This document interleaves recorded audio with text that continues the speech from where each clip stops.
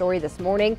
A caravan of Central American migrants has arrived at the U.S.-Mexican border, but they're not being allowed to apply for asylum. U.S. Customs and Border Protection says its facility south of San Diego is at capacity. Some 1,500 people were in the caravan when it started out over a month ago. Its numbers have since dwindled to about 200.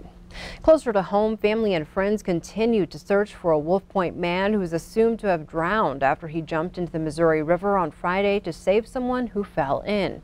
40-year-old Jason B. Azure leapt in after someone fell in and was swept downstream. Azure did not resurface. The other person was able to get out of the fast-flowing river. Azure's family is upset with the slow response to search efforts. They got a little boat down there right now looking. And other than that, there's only going to be family and friends coming in a couple other boats. There was someone looking this morning on the river, just someone from the community who cares. Jason loved everyone. He was a people person. He didn't have much in his own life, but he gave everything that he had to help people. And Q2 has reached out to law enforcement for comment, but have yet to hear back. Elsewhere, a man is dead after his vehicle collided with a semi-truck on Saturday. The report stated the man was driving a Dodge Caravan and attempted to pass another vehicle westbound along U.S. Highway 212. The man did not see the oncoming semi and both veered to the south side of the road, striking head-on. Both vehicles caught fire and became engulfed in flames. The driver of the Dodge was pronounced dead on scene. The driver of the semi was uninjured. The Montana Highway Patrol could not identify the victim. This marks the 31st death on Montana roadways in 2018.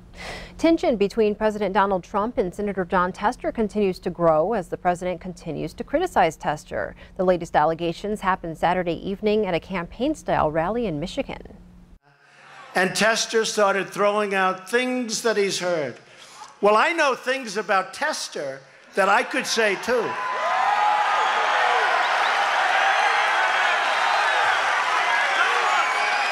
And if I said him, he'd never be elected again.